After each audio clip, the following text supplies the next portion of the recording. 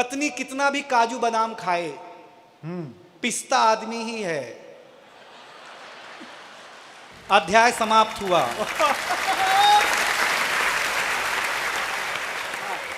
बस बस यही वाला मामला रखना आप। अच्छा है, कोई तनाव पालना ही नहीं। आप लोग काफी अच्छे। हम राजनीतिक टिप्पणी करेंगे भी नहीं, क्योंकि सर हैं यहाँ पर, सर ज़्यादा करेंगे। रमेश मुस्कान जी, अभिराम जी, तमाम लोग बैठे हुए हैं, आप इनको सुनिएगा।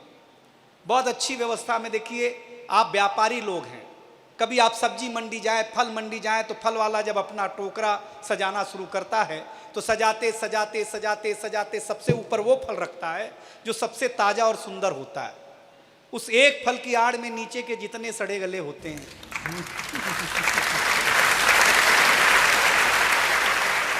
हाँ, तो आज कुमार विश्वास जी ने जो फल का टोकरा सजाया, सबसे ऊपर मुझे रखा है।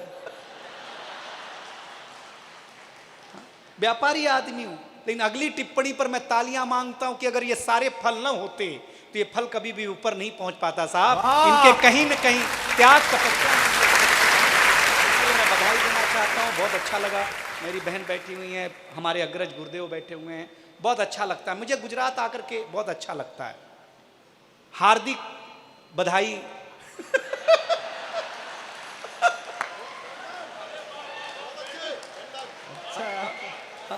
अब तो ले ही लो, आ ही गया अपने पास यार। आपने दो शख्स ऐसे दिए हैं कि वो कोई माई का लाल हो, कुछ ही दिन वो कहीं और रह सकता है। अब देखिए, डॉक्टर साहब मुझे बहुत प्रेम करते हैं, इतना प्रेम करते हैं, अगर वो जिसको प्रेम करें वो आम आदमी हो ही नहीं सकता।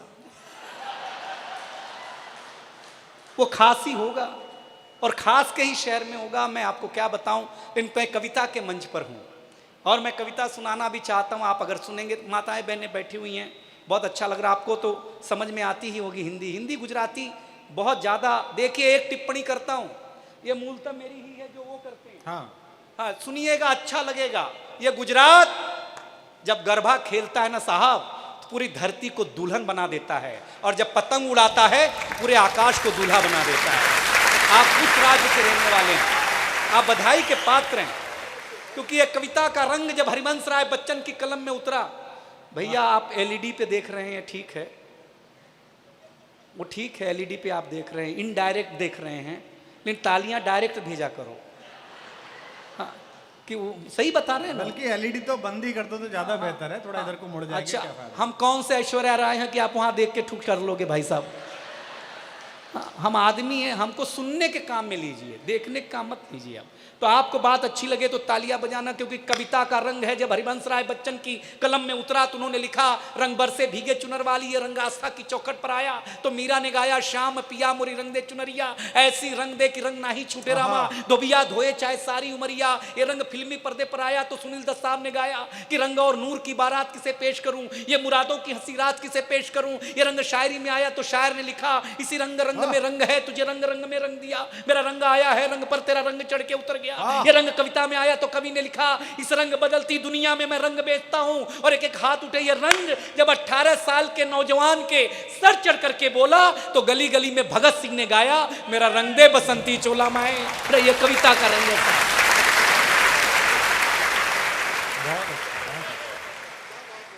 ये कविता का रंग हम आपके ऊपर रंग करके जाना चाहते हैं। आज आपके शहर में आए हैं पहली बार, तो आपको ये ऐसा देखिए, कुछ है, हमारा हिंदुस्तान हिंदुस्तान है। एक अंग्रेज आया, बोले क्या तुम्हारा हिंदुस्तान? तो हम तुलसी माता के पौधे के पास ले गए। हमने कहा ये हमारी अम्मा है। उसने उखाड़ करके पत्ते पत्ते अलग कर दिए। बोले ये तुम्हारी अम्मा। अब मेरे अंदर का हिंदुस्तान जगा। हम उसको एक खुजली के पेड़ के पास ले गए। हमने कहा पिताजी से मिलो। उसने पिताजी को उखाड़ा। पिताजी ने ऐसा कार्यक्रम दिखाया, उसके बाद से ही सारे अंग्रेज लाल पैदा होने लगे, पहले काले पैदा हुआ करते थे। अध्याय समाप्त हुआ। क्या है जीवन, जीजिए, आप बड़े लोग हैं, बढ़िया से एंजॉय करिए। हंसी बहुत बड़ी चीज है जो आज हम आपके पास बांटने आए हैं। राजनीति पर कोई व्यंग करता नहीं मैं, लेकिन अब क्या करूं, एक बात आ गई कि राहुल गांधी जी ने पंजाबियों को फोन किया और पूछा वोट किसको दिया बे? तो पंजाबियों ने कहा आपको।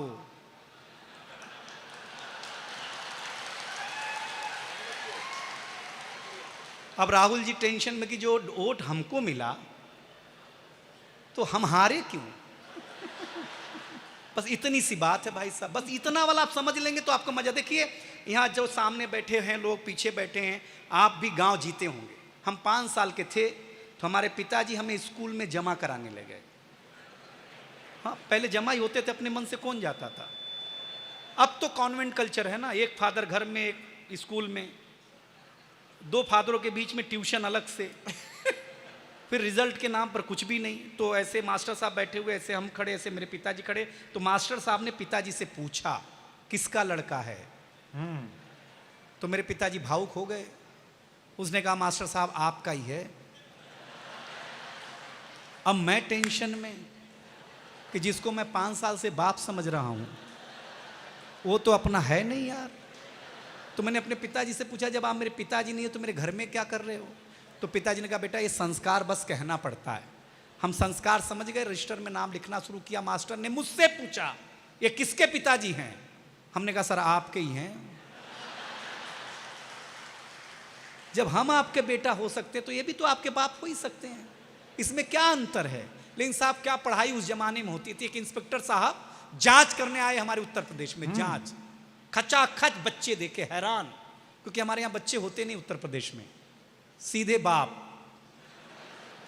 हाँ, एक बच्चे को खड़ा किया, बोले बताओ तुम्हारे प्रदेश का मुख्यमंत्री कौन। बच्चे ने कहा रामलाल यादव। इंस्पेक्टर ने बोला ये कौन है बे। बच्चे ने कहा मेरे पिताजी का नाम है, 5 साल से घर नहीं आए तो मुझे लगा यही होंगे। हाँ सही बता रहे हैं आपको।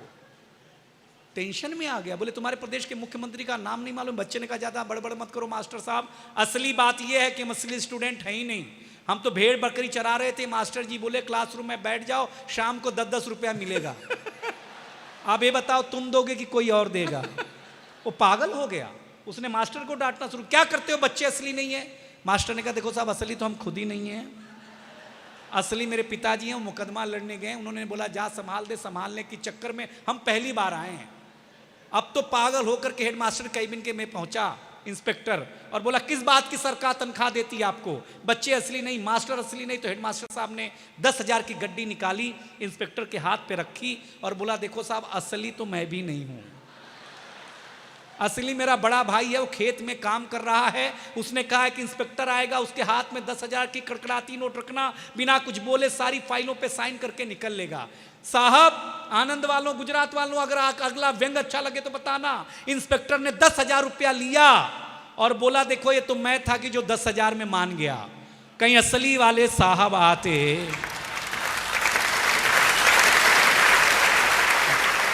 जिस भी आदमी ने मुझे देख करके सीटी बजाई है कि तो उसको मूंछ नहीं दिखाई दे रही है।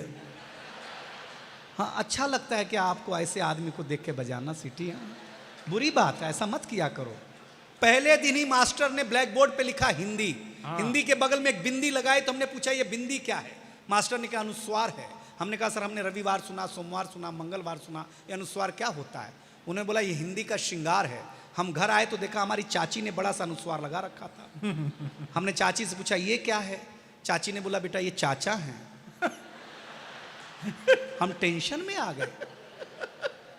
हम भाभी के पास गए, भाभी ये कौन है। बोले बाबू ये भैया है। हमारा माथा खराब हो गया। आनंद वालों हम शाम को वॉश बेसिन में मुंह धो रहे थे तो देखा चाचा नल की टोटी से चिटका हुआ है, वॉश बेसिन के आईने से चिटका हुआ है। चाचा को जब हम कमोड पे चिटका हुआ पाए भाई साहब, इतनी दुर्दशा चाचा की एक दिन में कभी नहीं देखी। तब आपके बीच में एक कविता सुनाता हूं, आपको आनंद आएगा। इस आज के आशीर्वाद के साथ सुनिएगा कि देखिएगा कि प्रधानमंत्री आवास योजना के अंतर्गत, अच्छी कविता है। प्रधानमंत्री आवास योजना के अंतर्गत एक शख्स ने अर्जी लगाई, बोला एक मकान हमको भी चाहिए भाई। अधिकारी ने नजर उठाई, बोला चाहिए मकान तो बताइए अपना नाम। शख्स बोले राम। वाह। अधिकारी बोला पिता का नाम बताएं। राम जी बोले दशरथ लिख दिया जाए। अधिकारी बोला पता अयोध्या मत बता देना वरना अस्तित्व ही खो बैठोगे। अभी तक तो मंदिर के लिए ही तड़प रहे थे, ये बताने के बाद सरकारी आवास से भी हाथ धो बैठोगे। राम जी बोले जब अयोध्या है तो अयोध्या ही बताऊंगा और कहीं क्यों जाऊंगा। अधिकारी बोला लगता है रामलीला के सताए हुए हो या पागल खाना समझ के आए हुए हो। राम जा बोले न रामलीला का सताया हुआ हूं न पागल खाना समझ के आया हुआ हूं, आप तो मेरी अर्जी पर ध्यान दे दो, हूं तो मैं राम पर आप आम आदमी समझ के ही मकान दे दो। कवि के कहने का ढंग देखिए, आप आम आदमी समझ के ही मकान दे दो। अधिकारी बोला वाह वाह राम जी, न धनुष है न बाण है, आप राम हो इस बात का क्या प्रमाण है? राम जी बोले सब कुछ तो प्रमाण का ही खेला है, प्रमाण के ही चलते तो मंदिर निर्माण को इतने दिनों तक ठेला है। आज के बाद तेरे कार्यालय में कभी नहीं आऊंगा क्योंकि खुद को राम साबित ही नहीं कर पाऊंगा। अगली दो पंक्तियों में कानदान बिना हाथ ताली बजाए रुक जाएगा तो जो चाहिए हार कर चला जाऊंगा यहां से। आज के बाद तेरे कार्यालय में कभी नहीं आऊंगा क्योंकि खुद को राम साबित ही नहीं कर पाऊंगा। लेकिन अधिकारी एक बात कान खोल करके सुन ले, जब तक इस धरा पर सरयू की धारा बहेगी, अयोध्या राम की थी, राम की है और राम की ही रहेगी।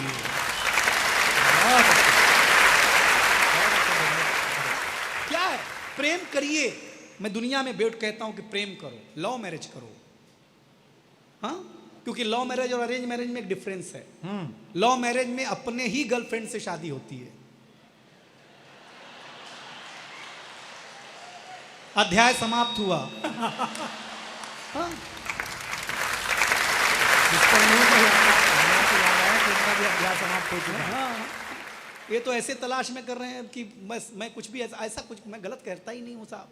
हम तो जीवन जीते हैं, हम घर जाते हैं, हमें जो सम्मान घर में मिलता है, जो आप आदर सम्मान हमें दे रहे हैं, अगर ये हमें घर मिल गया होता तो यहां हम आते आपके पास। हम घर के सताए हुए हैं। अच्छा हमारी छोड़ो, अगर आपको अपने घर पे मिल गया होता तो आप आते कि यहाँ पे ISDM साहब, कलेक्टर साहब कहाँ बैठे? ये बैठे बीच में। सर भगवान कसम मैं इतना सुनाने के बाद आपको बताता हूँ। मेरे पिताजी कलेक्टर कार्यालय में क्लर्क होते थे। अच्छा। तो जब भी कोई कलेक्टर साहब आते घर आके 3 लात मारते और बोलते ऐसी पढ़ाई करो कलेक्टर बनो, ऐसी पढ़ाई करो। हर 3 साल में कलेक्टर साहब का ट्रांसफर हो जाता, फिर आते फिर धोते। 20 साल तक आपके नाम से मैं इतना कूटा गया।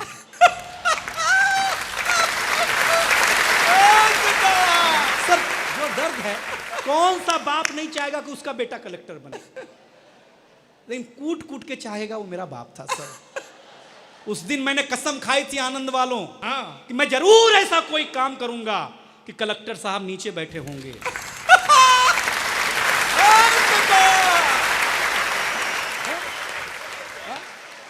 सर भगवान के घर देर है। आज आनंद की धरती ने साबित किया कि अंधेर नहीं है। हाँ सही बता तो क्या होता जीवन में होता, आनंद लीजिए आप लोग, बहुत बड़ी बात है। कमाल है। जीवन क्या है, हंसिए मुस्कुराइए। एक टिप्पणी करता हूं, दुनिया में ऐसी कोई क्रीम नहीं बनी कि आप उदास हो अपने चेहरे पे लगा लें तो खूबसूरत लगने लगे। ईश्वर ने एक मुस्कुराहट बनाई है, चेहरा कैसा भी हो सिर्फ मुस्कुराते रहिए, दुनिया की सारी क्रीम फेल हो जाएगी और वो हम बांटने आपके बीच में आए हुए हैं। और अंतिम रूप से आपके बीच से विदाई लूंगा क्योंकि मैं तो छोटा कवि हूं, कम पैसा लेता हूं, अगले साल भी आ जाऊंगा। सर मेरा काम कैश में भी चल जाता है। देखिए साहब, साहब एक बात कहता हूं, कवि को लोग झोला लटकाए हुए कल्पना करते थे। क्या है, कवि है। हमारी शादियां नहीं होती थी कवि के नाम पे। भगवान कसम बता रहे, मेरी तो नहीं हुई थी, आपके पता नहीं साहब। लेकिन एक शख्स निकला गाजियाबाद उत्तर प्रदेश के पिलखुआ शहर से, जो कवि के प्रति जो आदर सत्कार तो होता था लेकिन सम्मान में सिर्फ तालियां और दांत के अलावा कुछ नहीं होता था। उस कवि ने साबित किया कि यश क्या होता है कविता के नाम पर, कीर्ति क्या होती है कविता के नाम पर, लग्जरियस क्या होता है कविता के नाम पर। आज हम उनकी बदौलत बैलगाड़ी से अगर मर्सिडीज तक की यात्रा कर पाए हैं तो श्रेय किसी और को नहीं, डॉक्टर कुमार विश्वास को जाता है। जगह एक बार तालियां बजा करके बताइए। 4 लाइनें सुना सुनाकर हास्य की खत्म करता हूं। आपको अच्छा लगेगा कि एक बकरी एक बकरे को देखकर मिमियाने लगी, मीठी आवाज में बुलाने लगी, बोली सुनो बकरे राजा, हम जानवर हैं तो क्या हुआ, हमारे सीने में भी दिल है जो धड़ धड़ धड़ धड़ धड़कता है, फरफर फरफर फड़कता है। बकरे ने कहा क्या बात है, बड़ी रोमांटिक हो गई हो, इश्क प्यार के चक्कर में खो गई हो। बकरी ने कहा आज मैं घास की जगह फिल्मी पोस्टर चबा के आई हूं, इसलिए मेरा दिल बेकरार है। सुनो बूढ़े राजा कहो न प्यार है, लेकिन मेरी इस कविता का एक ही मतलब और एक ही सार है, आज इस माहौल में हम एक साथ मिलकर बोलें कहो न प्यार है, कहो न प्यार है, कहो न प्यार है, कहो न प्यार है। बहुत जोरदार तालियां होनी चाहिए। वाह।